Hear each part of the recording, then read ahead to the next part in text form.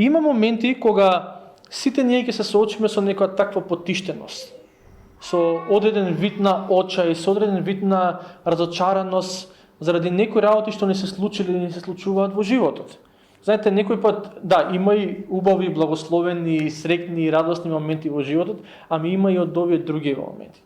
Животот во голема мера наликува на времето како што е во Скопје последниот период. Де е сончево, де е облачно, де е бура, после бурата другиот ден има сонце како никој пат претходно не имало бура. Таков е животот, таа е реалноста. И кога е таква реалноста, кога облаци надвиснуваат над нас лично можеби над нашите семејства, во искушение ќе бидеме да поверуваме дека тие облаци го дефинираат нашиот живот и дека тоа што ни се случува во моментот, тоа што ни го кажале во моментот, тоа што некој ни забил нож во грб во моментот, дека тоа не дефинира нас како личности и дека тоа ќе одреди иднината на нашиот живот. Језавела му се закани на Илија и му каже до утре ќе ти го земам животот. И пророкот Илија, за жал, барем за момент, одреден период, уствари околу месец и пол, поверува во таа реалност. Поверува во таа реалност под наводници, ќе кажам, или поверува во таа закана која што Језавела му ја даде. И он се плашеше и постојано бегаше, зашто? За да го спаси својот живот. При тоа како да заборави дека до тој момент натаму неговиот живот беше во Божји раце. Кога имаше суша во Израел, кој го заштити Илија? Бог. Кога имаше други состојби, кога имаше други страдања, кој го заштити Илија? Бог. И одеднаш доаѓа на закана и Илија бега за да си го спаси животот. Јаков вика дека Илија беше, во посланието до Јаков, дека Илија беше човек како секој еден од нас. Со други зборови, и ние некој пат така реагираме. И ние некој пат ќе видиме некоја одредена ситуација и почнуваме да паничиме. И денешниот текст не кажува дека кога сме во таква состојба, ако дојдеме кај Бог, ако бидеме отворени за неговото дејствување, дека Бог ќе почне да дејствува во нас. Бог одлучи да се сретне со пророкот и да му се открие.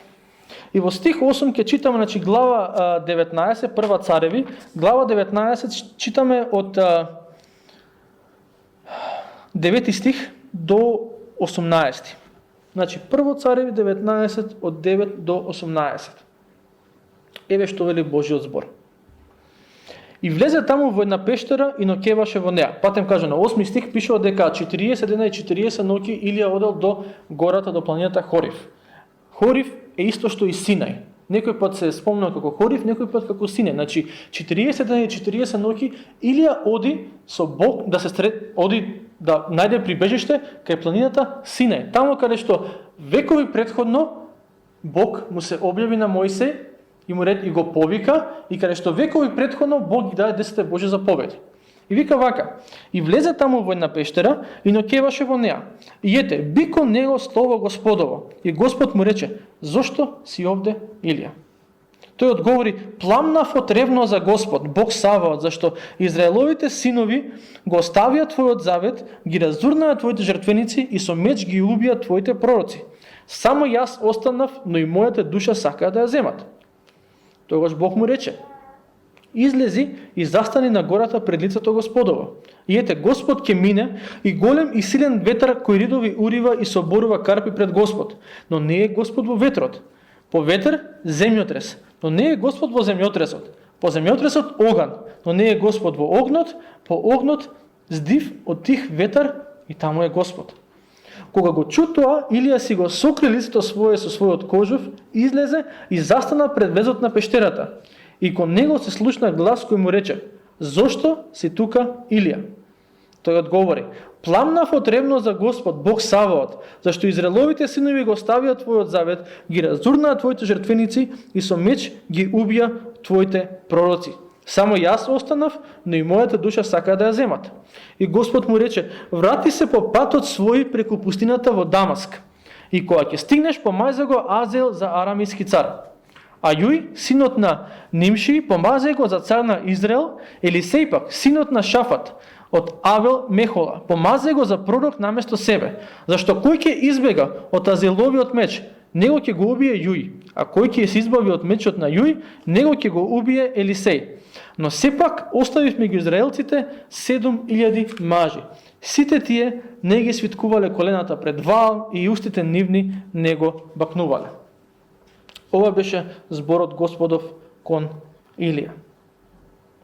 40 дена и 40 ноќи оди на местото каде што Бог му ги даде 10 Божи заповеди на Мојсей. И зошто отиде таму не ни е јасно. Самиот текст не ни кажува. Може да станува, најверојатно станува збор за лична одлука. Може би, бидејќи не гледаме во текстот дека Бог му кажа дојди ќе се сретнеме таму и таму. Кога отиде таму, Бог всушност го прашува што бараш тука? Како да сака да му каже ти не треба да си тука. Може би пророкот бегаше на тоа, значи 40 дена и 40 ноќи не е мала дистанца. Може би таму се чувствуваше безбедно од заканите на Језавела. И може би падна во таа замка да помисли дека сам може да си го заштити животот од Језавела. Кога всушност неговиот живот беше во Божји раце и само Бог може да го заштити. Он имаше еден период кога живееше во Сарепта, која што всушност беше на некој начин место од родниот крај на Језавела. Бог на некој начин како да го криеше пред носот на царицата. И не го најдоа. Ама сега, како да сакаш да си ги земе нештата во своји раце и како сакаш да рече, имам јас проблем, ама јас ки си го решам проблемот. Да сега Бог ми ги решаваше, Бог ми ги реше, Бог снабдуваше, ама знаеш што, сега јас ке се сокријам. И доаѓа Божјиот збор и Бог го прашува што правиш тука. И ова се не може случајно Бог да му собие, да му прозбори, се не може случајно околу месец и пол. Од прилика месец и пол претходно, 18 глава, 1 стих, вика, откако измина многу време, пак му рече Господ на Илија во 3-та година, оди и јави му се на Ахав, и јас ќе дадам дожд на земјата. Од тој момент, до овој момент сега кај што го прашува што правиш тука, Бог не му зборува директно. Му се објавува преку оган на планината Кармил, ама не му зборува директно. Тогаш пророкот во 18 глава 1 стих кога читаме, живееше во домот на вдовицата, беше изолиран и Ахав го бараше. Сега живее изолиран кај планината Хорив и го бара жена му на Ахав. Значи човекот не можеше глава да дигне од Ахав и од неговата сопруга. Цело време нешто има против него. И Бог комуницира со нас на различни начини. Некој пат не охрабрува, некој пат не предизвикува, некој пат не покарува. И гледаме во 18 глава 1 стих му дава заповед на Илија. И направи го тоа. Во 19 глава 9 стих па му поставува прашање. Зошто си тука? И ако земете да ги читате коментарите на оние што го толкуваат Светото писмо, помеѓу нив има мислење дека кога Бог го прашува Илија зошто си тука, дека всушност како да сака да му каже што бараш тука, не треба ти да си тука. И може би е тоа. Не велам дека не. Може би е тоа вистинското толкување на овој текст. Како да сака да му каже што мајка бараш тука, така ние си велиме кај нас. Што бараш ти тука? Не треба да си тука. Ама може би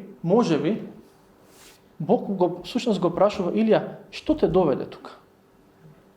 Не зошто си тука, не треба си тука и така натаму, туку те гледам дека си уплашен, те гледам дека си спаничен, зошто баш тука дојде? Што ти се случува?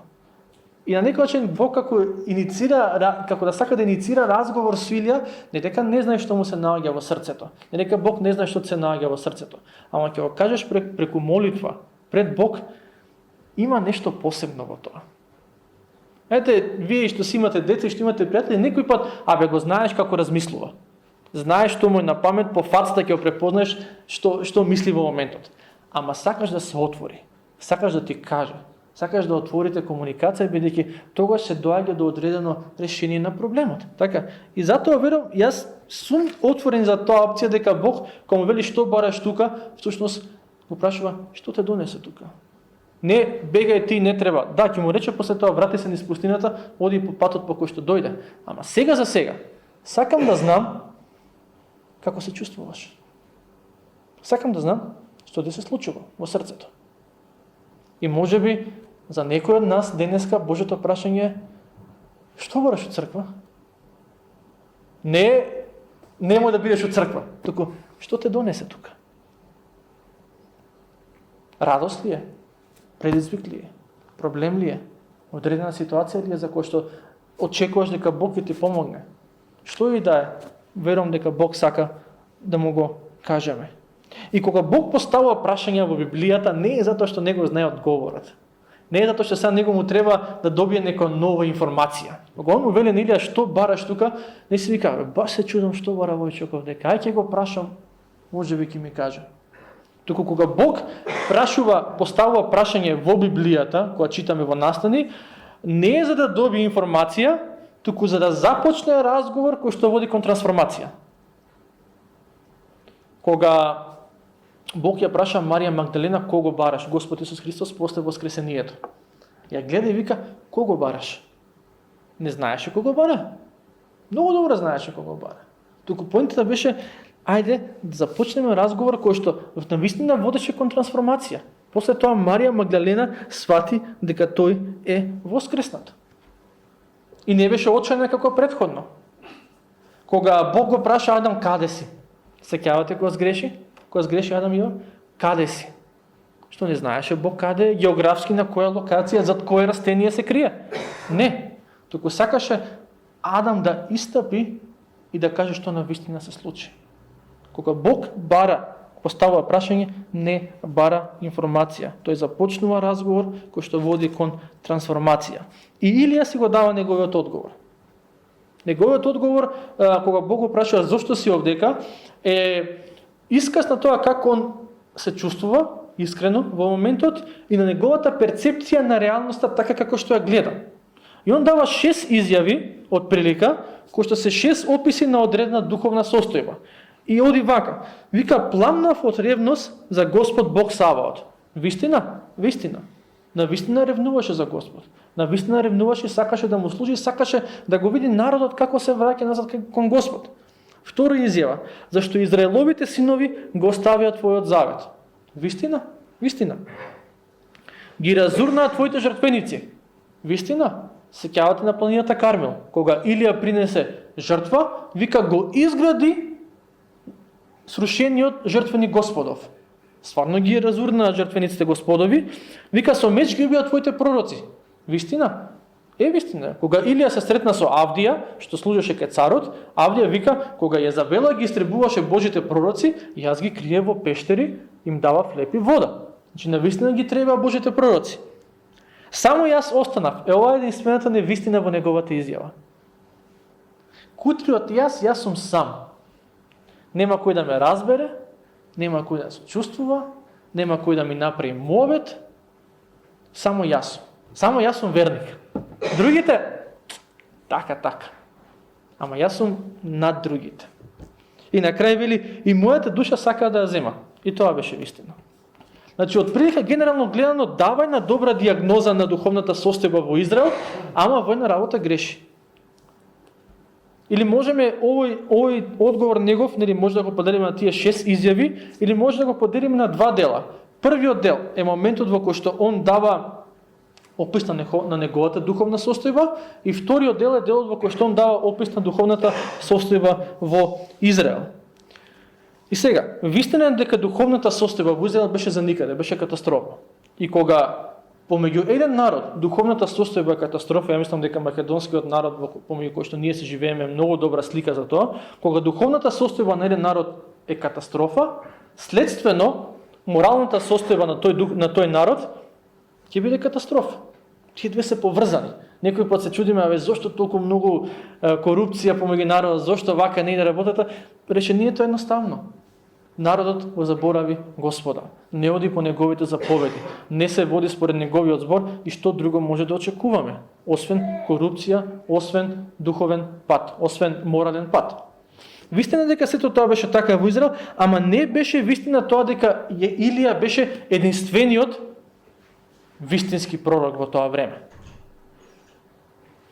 И една работа која што ја гледаме во овој текст, и која што верувам дека имате доживеано на своја кожа, низ годините во однос на Господ е следнава. Кога Бог забележува дека во нашите срца има некоја идеја која што нема допирна точка со реалноста, кога Бог забележува дека живееме во некоја заблуда, во некоја лага, Бог ќе почне да действува и ако му дозволиме, ќе искорени таа лага од нашите срца.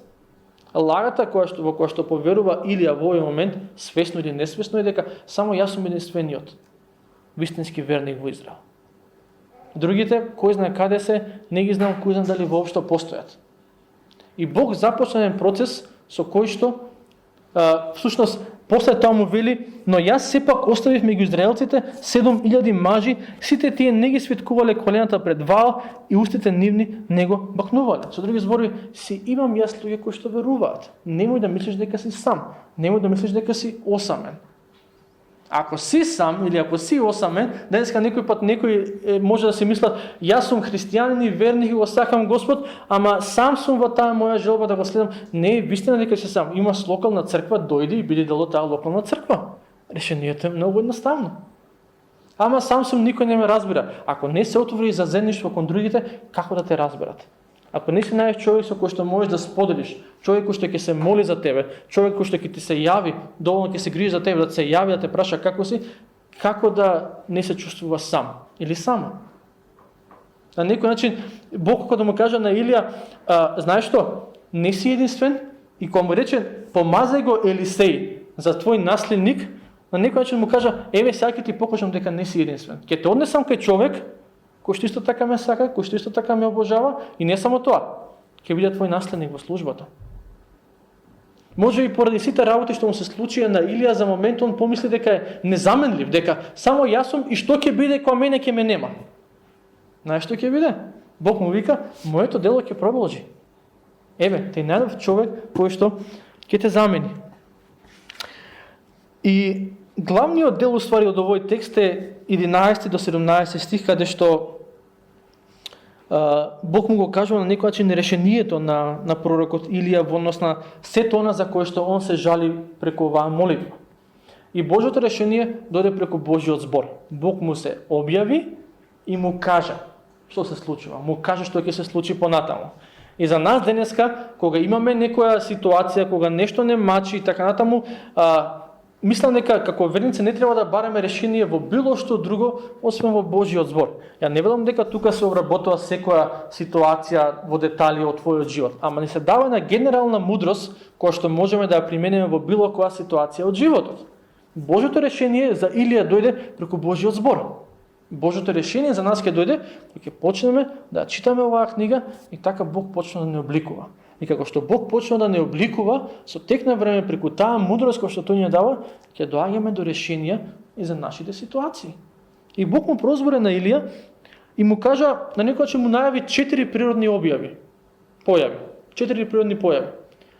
Прво беше земјотрес, прво силен ветар, па земјотрес, па оган и тивок ветар. И Бог му вика, нема да ти се објавам преку силниот ветар, нема да се објавам преку земјотресот, нема во тие појави да го слушнеш мојот глас, нема во огнот, туку ќе се објавам во тивкиот ветар. И прашањето е зошто? Зошто Бог баш така одлучи да му се објави на Илија? Години претходно, кога Бог на истата таа планина му ги даде 10 заповеди на Мојсей, сеќавате што имаше? Имаше земјотреси, имаше оган, имаше, може да предпоставам дека имаше и силен ветар. И сега години подоцна, Бог му вели на Илија, нема на тој начин да се објава. Неколку дена претходно на планината Кармил, Бог како му се објави на Илија? Преку оган. Сега му вели, нема да се објава на тој начин. И според мене има две причини зошто е тоа така. Не тврдам дека тоа е 100% така, ама логички ми изгледа дека има две причини. Првата причина е дека Бог сакаше да му каже на Илија, не можеш ти мене да ме ограничиш, како ќе ти се објавам. Да, претходно сум се објавил преку оган, преку земјотрес, преку силен ветер, сум го правил тоа и Бог и понатаму го прави тоа во Светото писмо. Ама во овој момент ти не можеш мене да ме ставиш во кутија. И тоа е многу важно да го разбереме во однос на Бог. Не можеме да го ставиме Бог во кутија во однос на тоа, Бог вака мора да ми прозвори мене. Да, он говори преку Светото писмо, он говори преку проповедите, а некој пат ќе ти проговори преку ситуација кај што воопшто не очекуваш дека тука има поука за тебе. Може и преку луѓе кои што воопшто не ги познаваш, Бог ќе ти даде одредена поука за тебе што ти треба моментално во животот. Не можеме Бог да го ставиме во кутија, не можеме да го ограничиме. Бог одлучува како ќе се објавува. Неговата порака останува иста. Евангелието е неговата порака. Не дека Бог сега ни дал Евангелие, поутре ќе му текне нешто друго. Суштината, содржината на пораката е иста. Ама начините на кои што Бог ни се објавува се различни. Некој пат ќе биде највучен момент кој што не си очекувал, највучен разговор кој што не си очекувал дека Бог има нешто за тебе преку ова. Ама ќе ти удри. Ќе ти удри и Бог ќе ти го даде тоа што тебе ти е потребно. И втората причина мислам дека е затоа што зошто Бог му се објави преку тивок ветер, а не преку силен ветер, преку земјотрес, преку оган, и бидејќи на Илија тоа му требаше во моментот. Ставите се во негова кожа за момент. Се молите, барате народот да се обрати кон Господ. Викате, Господе, дај суша помеѓу овој народ, па нека свати овој народ дека ти го дисциплинираш.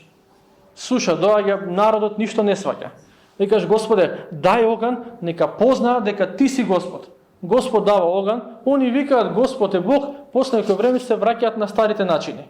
Викаш, дај дожд, нека биде народот благословен, нека биде благодарен на тебе, дава Господ дожд, ништо нема. Народот си тргна по свој пат. Не само тоа, згоре на сето тоа беше прогонуван. Човекот стварно беше потишен, беше разочарен, беше обесхрабрен. И сега во таква ситуација, замислете се во таква ситуација да сте, што ви треба? Силен ветер, земјотрес, оган, да не кажам да ве дотепа тоа, или ви треба тивок ветер? Или ај малце по-конкретно, кога си потиштен во животот, ти треба некој да те суди, или треба некој да те праша како си? Или ти рече некој, те разбирам, сочувствувам со тебе. Јас верувам дека кога Бог му се објави преку тивок ветер на Илија, сака да му каже, не дојдов тука да те судам. Тука дојдов за да видам како ти е и за да почнам процес на исцеление за да ти биде подобро. Не викам дека Бог треба да го представиме сега како некој мекуш, како што за жал некој пат го представуваат. Ама факт е дека кога сме паднати, кога сме потиштени, кога сме очени заради било какви околности во животот, Бог не дотепува. Скршената трска нема да ја докрши. Така, туку ќе ја зацели. Тоа е тоа што Бог го прави за нас. И Бог му го кажува тоа и при оваа теофанија, Бог му го поставува теофанија или како Божјо откровение, Бог му го поставува истото прашање на Илија. Зошто си тука? Иако Илија виде и земјотрес, и силен ветер, и оган, пак истиот одговор. Со други зборови, ништо не се смени во неговото срце. Два пати истото прашање, два пати истиот одговор.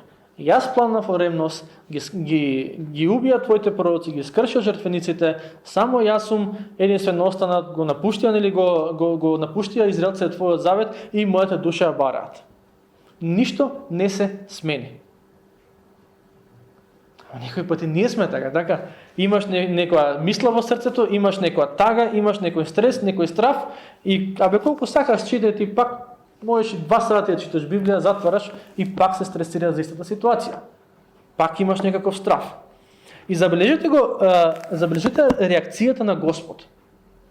Не седна сега со Илија и да прави сесии за советување. Ај сега да ти кажам јас, да ти објаснам тебе ситуацијата и така натаму. Не викам дека тоа не е добро. Има потреба, има можност и за такви работи. Ама во моментот Бог само му кажа, еве ти работа. Еве што треба ти да завршиш во оваа ситуација. Имаш работа која што е пред тебе. И таа работа која што е пред него е следнава. Вика, врати се по патот свој преку пустината во Дамаск и кога ќе стигнеш, помазај го тој за арамејски цар, помазај го тој за цар на Израел и помазај го тој за твој наследник. Знаете, денеска во психологијата има нешто што се нарекува, во тоа време мислам дека не било познато по тој термин, не знам колку била психологијата, не била тогаш развиена, ама денеска во психологијата има нешто што се вика работна терапија. Кога на човек му е тешко, кога се мачи со одредени работи во неговата душа, кога има некаква потиштеност, некаков оче, Не му викаш ти само седи си дома. И не му викаш ти само ај сега седи и не прави ништо. Туку психологијата вели, и тоа е подкрепено со докази, и ова ви е основа за работна терапија, што денеска го има како термин во психологијата. Земи работи нешто. Еден познат автор, Артур Пинк, теолог, има напишано: најдобриот лек за меланхолијата е човек да земе да работи нешто што ќе биде од полза на другите. Гледаме дека меланхолија овдека кај Илија. Гледаме дека му е преку главот се, дека е тажен, дека е очен и така натаму. И Бог не му вели: о, баш ми е жал за тебе, ај сега седи се уште цела година овдека во пештерата и само сожалувај се. И плачи си на твојот гроб, што се вели. Не, туку еве ти задача. И верувам дека тоа е од полза, кога има луѓе кои што имаат некаква борба во себе и како треба да бидеме внимателни кон нив и да разговараме и да им бидеме тука. Ама дел од тој процес на заздравување, на исцеление, прави нешто што е од полза за другите. Немој да плачеш само над себе. Има работа, има нешто што можеш да го направиш за да ги благословиш другите. И Бог му даде задача да назначи три наследници, ако може така да кажем. Првиот наследник беше царот на арамејците, потоа царот на израелците и наследник за себе, за својата служба. Назначи го Елисеј како свој наследник. Царот на арамејците подоцна ќе биде тој што ќе ги дисциплинира израелците поради нивниот грев. Царот на израелците е тој што ќе го дисциплинира домот на Ахав поради гревот на домот на Ахав, а Елисеј е тој кој што ќе дојде пред народот и ќе го проповеда Божиот збор. И тук му тоа е значењето на зборовите: кој ќе избега од мечот на тој, ќе го фати мечот на оној, а кој ќе избега од мечот на Јуј, например, него ќе го убие Елисеј. Не е необходно постојано се зборува само за буквално за убиства, иако ќе го има и тоа, бидејќи Бог ќе го дисциплинира народот. Ама сака Бог да каже: јас ќе донесам мојата правда помеѓу народот. Јас имам начин како да го дисциплинирам овој народ. И Илија мислеше дека е единствен верник во Израел и тоа беше од се што кажа како негов одговор, тоа беше единствена грешка кај него, единствена невистина. И Бог му рече: не си единствен, не си ти единствениот кој што го сака Господ, и за да ти го докажам тоа, ќе ти го дадам Елисеј. Иди, назначи го за свој наследник. И не само што му беше наследник, туку во следниот одреден период му беше како другар. Беше придружба во службата. А сеќавате дека кога Илија ја слушна заканата од Језавела, он веќе имаше еден придружник, ама го остави. И само отиде во пустината. И Бог му вели: нема да те оставам сам. Ќе ти дам човек што ќе биде тука за тебе. Ќе ти дам човек кој што ќе ти биде на благослов, човек кој што ќе служи заедно со тебе. И претходно, околу месец и пол претходно, Језавела му рече на Илија: ќе ти ја земам душата. И тоа му рече: следниот ден веќе ќе ти ја земам душата. Веќе помина месец и пол, ништо не се случи од тоа. И кога Бог му вели на Илија: иди, значи го тој за цар на арамејците, тој за цар на израелците, тој за свој наследник, како да сака да му каже Бог индиректно: не се грижи. Знам кои се заканите, знам од што се плашиш, знам од што стравуваш, ама тоа што Језавела го кажува, нема да се исполни. Влахно нема да ти фали од главата. Твојот живот е во мои раце, не се плаши, верувај и продолжи да си живееш. И верувам дека Илија ја свати таа порака. Дека Илија свати дека да, мојот живот, знаеш што? Зашто се плашев јас, бе? Зошто се плашев? Мојот живот е во Божи раце. Вистина дека ќе ми се случуваат работи, Језавела се заканила, ова се случило, тоа се случило, а во крајна смисла, до овој момент Бог ме чуваше и од тој момент понатаму Бог ќе ме чува. Твојот живот денес е во Божи раце. До овој момент, таму каде што си, сите добри работи што се случиле, сите заштити, сите моменти кај што си бил благословен или благословена, тоа биле Божи дела во твојот живот. Бог се грижил за тебе. И од утре нема ништо да се смени. И тоа е многу важно да го имаме в предвид. И сега ние сите знаеме, да, нашите животи се во Божи раце. Ама дали таа вистина ти дава мир? Тоа е прашањето. И со било кој човек надвор ќе правиш мојот ќе рече, се е во Божи раце. Како Господ нема никој и така натаму. Супер, алелуја, така. Ако таа вистина не ти дава мир, ако таа вистина не ми дава мене мир, не ја верувам искрено. Тоа не е само изречица која што е треба да кажеме бидејќи така сме научили во црква. Вистината дека мојот живот е во Божи раце, дека твојот живот е во Божи раце. Ако искрено се верува, треба да донесе спокој. И Бог му кажа на Илија, знам што вели Језавела, ама оно што е важно е што велам јас в ситуацијата. Она вели смрт, јас велам живот. И знаете, ние имавме на слична ситуација, не слична како надворешна, ама во суштина имавме слична ситуација со Јаков, и некои од вас знаат за тоа. Кога беше 4-5 месеци, кога беше во утробата, не, може и 5-6 месеци помина од тогаш, од кога зачна, го несовме на доктор, крај на декември, го несовме на доктор, и ни кажа, гинекологот ни кажа само, знаете што, гледам некоја циста во неговиот стомак, не сум ја специјалист за овие работи, ама чисто треба да го проверите, да отидете кај некој специјалист за ова. И ние си кам, ова чиста голема работа, не е ништо сериозно. Поминаа 2-3 недели, си помина Нова година, викам, ајде да видиме што е работава, ваја не е никаков проблем, ама чисто ајде да ја провериме, нели треба да бидеме одговорни родители, да го носиш детето на преглед. Да видиш, се уште беше во утробата, него носевме него, да видиме што се случува со него. И одиме во државна болница, седам јас, нели, не ме пуштат таму кај што ги прегледуваат жените, седам јас во чекална и си викам, Господе, верувам дека не е ништо сериозно, се ќе биде во ред и така натаму, и од денес не ми пишува дека има сериозен проблем со бебето. Јас читам и мене ми се пресекува нозете. И таму таа докторка и кажува дека таа циста е толку голема што му го зафаќа пола стомак. И дека пола стомак му е полн со вода. И јас, како што правиме денес во денешно време, што правиш? Прво одиш на Google да видиш како изгледа бебе кој што има пола стомак полн со вода. И гледаш работи кои што те шокираат. И одеднаш почнеш да си правиш филмови. Заради таа дијагноза што е дадена таму.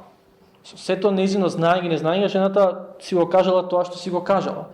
Не само тоа, туку препорачува абортус. И тука е веќе посериозната ситуација, тука е веќе она кој што нас премногу не погоди. Идеш си викаш, не е ништо, од денеш некој ти вика, знаеш што, подобро е детево да не го раѓаш. И тој ден бевме скршени.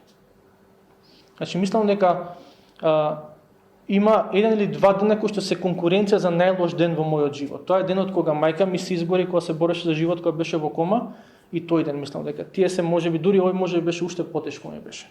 Бејќи кога мајка ми се изгори, кога се бореше за живот, бев помало дете, се уште не сваќа што се случува. Ова беше најлошиот ден во мојот живот. Одиме вечерта на второ мислење и на второ мислење кажува дека дијагнозата не е толку многу сериозна, ама сепак одоколу неколку пати ни викаат, ако сакате да зборуваме за прекинување на бременоста, ајде ќе седнеме, ќе зборуваме така натаму. И ние повторно ти е тешко.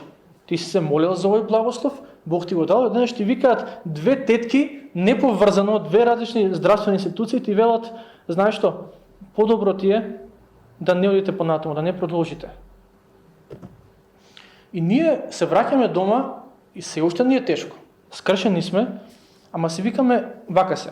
Според тоа што го вели медицината, за ова моментално нема решение.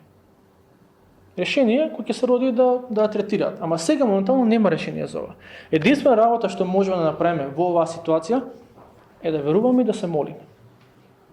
И знаете, некој пат е интересно кога Бог ќе не донесе во ситуација кај што не можеш ништо да правиш, освен да веруваш и да се молиш. Тука се чувствуваме толку многу безпомошни, бидејќи ние сакаме јас што може да направам, во која болница јас да го однесам, каде него да го средат. И ние се рековме не може ништо да се направи. Единствено што можеш да направи, Господе, во твои раце. И со тек на време, тоа што беше детево, ајде размислуваме за прекинување на премесно и така натаму, таму кај што другите кажува не вреди, Бог кажа живот. Кога Језавела му велеше на Илија, готов си, Бог рече, ништо нема да се случи. Кога нас ни кажува диагноза готова е работава, Бог рече, ништо нема да се случи. И јас не стојам тука денеска пред вас да ви кажам дека секој пат кога доктор ќе ви каже нешто лошо, дека Бог подитно има да сврти ситуацијата. Помина одреден процес кај што ние и се молевме и носевме на прегледи и Бог малку по малку ја намалуваше таа циста. Беше од 5 см стигна 5 мм и тоа е последното што го знаеме. Некој пат Бог почнал процес и действа преку тој процес. Некој пат он малку решава проблемот. Ама моветот ми е дека не велам дека секој пат кој има лоша диагноза Бог онма ќе ја сврти. Ние сме имали лоши диагнози и Бог не ги свртил поради неговата суверена волја, не знам зошто. Ама сакам да кажам дека Бог го има последниот збор врз нашите животи. Дека добре ни да слушнеме диагноза, добре ни да слушнеме и што велат докторите, јас не сакам да газам врз таа наука и така натаму, ама Бог го има последниот збор врз нашите животи. Некој пат ќе се случи и не станува зборува само за лекарски диагнози, докторски диагнози. Ова станува збор за било која ситуација во твојот живот кај што си под искушение да мислиш дека ова тебе ќе те дефинира или дека ова тебе ќе ти ја трасира еднината. Макар и да е твоја лична грешка или твој личен греф. Ако се покаеш, веруј дека последиците од таа грешка, од тој греф не се поголеми од Бог. Дека диагнозата не е поголема од Бог. Дека тоа што ми го направиле во животот, што ме повредиле, не е поголемо од Бог. Дека Бог го има последниот збор во нашите животи и верувам дека Илија го свати тоа. Јас се надевам дека и ние ќе го сватиме тоа, ама не само од перспектива на исповед. Да, јас верувам дека Бог го има последниот збор во мојот живот, туку како длабоко вкоренета вистина во моето срце. Тоа што ми се случува, тоа што ми го направија, моето минато, не ја трасира мојата иднина. Туку Бог го прави тоа преку неговата милост и преку неговата љубов. И затоа никој пат не треба здраво заготово или тек така лесно да ги прифаќаме мислите во нашите срца, бидејќи сатаната, ни пријателот на нашите души, ќе дојде и ќе ни се одредени мисли во нашите срца. Ова ќе ти се случи, вака ќе завршиш, твоето семејство, ова ќе му се случи, ред други работи. Секој пат кога имаш некоја таква мисла, за тоа колку лошо ќе биде твојата иднина, колку ќе биде лоша, мој совет е филтрирај ги преку Божиот збор. Филтрирај ги преку Божјата љубов и филтрирај ги преку Божиот народ. Сподели го тој страв. Сподели таа паника со некој за кој што си велиш, овој човек кој што му верува на Бог. Оваа жена е жена која што му верува на Бог. И видиш што ќе кажат тие, бидејќи Бог некој пат ќе ти го даде неговиот фидбек, некој пат преку тивок ветер ќе биде, некој пат ќе биде преку човек. Ама нема да те остави во таа состојба. Кога Илија паничеше, он отиде на Хорив и на планината Хорив го доби Божјиот збор, ја доби Божјата утеха и сила да продолжи напред. За нас денеска, фала на Господ што не ни вели само таму откровението, идете сега сите на Синај планината. Откровението е тука, откровението е во молитва, откровението е во заедништвото со Божите луѓе. Тука Бог ќе ни ја каже неговата волја и ќе ни каже што понатаму и ќе ни помогне да ги разбистриме малце мислите, чувствата. Има еден цитат од еден познат автор Марк Твен кој што вели: во животот се грижев за многу нешта, а повеќето од нив никогаш не се случија. И верувам дека тоа е сведоштвото на многумина од нас. А еве јас, ако немате некоја попаметна работа, ќе ви дам еден предизвик. Секој ваш страв, земете да си го запишувате од денес 1 година. И следната година, на овој денешен датум, земете си го тој список и видите колку од тие работи што вие сте се грижеле за нив во моментот, реално гледано се исполниле. Илија се грижеше, ќе ми го земат животот и Бог му вели: ништо нема да ти биде. Ништо нема да ти биде. Немој да дозволуваш другите да ти кажуваат како ќе изгледа твојата иднина. Немој да дозволуваш околностите да ти кажуваат кај ќе биде за месец дена, за година и така натаму. Бог му рече на Илија: јас ја трасирам патеката по која што се движи твојот живот. Твојот живот е во моите раце и кога Бог му ги кажа овие нешта на пророкот Илија, ја верувам дека како срцето да му се разбистри од сите тие облаци што беа надвиснале врз него во тој момент. И понатаму гледаме 19 стих вика, тој тргна и го најде Елисеј и го помаза за свој наследник и така натаму. Немаше веќе страв што ќе се случи од Језавел. И ако нешто можеме да научиме од денешниот текст е тоа дека кои да се твоите стравови, кој да е причината за твојата потиштеност, за твојата разочараност. Најдобриот начин на кој што може да ги совладаш тие нешта е преку молитва. Сега, еден од проблемите на днешното општество е што имаме толку многу работа и толку многу сме зафатени, што на некој пат за жал на молитвата гледаме како на непродуктивна активност. А јас имам работа да завршам, јас имам, дај да си го решам јас проблемот. Сега ќе се молам, што фајде од молитвата? Ама молитвата кога е искрена, кога е стварно Господе, кај што Илија вели, толку од мене. Некој пат проблемот е што не доаѓаме до дереđe на толку од мене. Што имаме ресурси кои што имаме луѓе на кои што може да ги повикаме и да ни завршат работа, да ни го средат проблемот. Некој пат Бог не остава во ситуација кај што никој нема да имаш и нема кој да ти го среди проблемот. И единствен, знаете како бидат кога си скрос на дното, можеш само нагоре да гледаш. Нема друго место на кое што може да гледаш. Некој пат кога Бог дозволува да дојдеме на тоа дереđe, Бог сака да погледнеме кон Него. И кога ќе погледнеме кон Него, кога ќе дојдеме со искрена молитва кон Него, јас верувам дека молитвата е најпродуктивната активност која што можеме да направиме пред да почнеме да решаваме своји проблеми. Нашиот народ вели, нивата не бара молитва, бара мотика. Библиската мудрост не е запишана директно, ама библиското учење бара прво молитва и после тоа ти фати си мотиката. И се надам дека тоа ќе го научиме, и ако го научиме тоа, верувам дека преку молитвата, преку искрената молитва, Бог ќе не ги разбистри мислите и ќе донесе промена и исцеление во нас.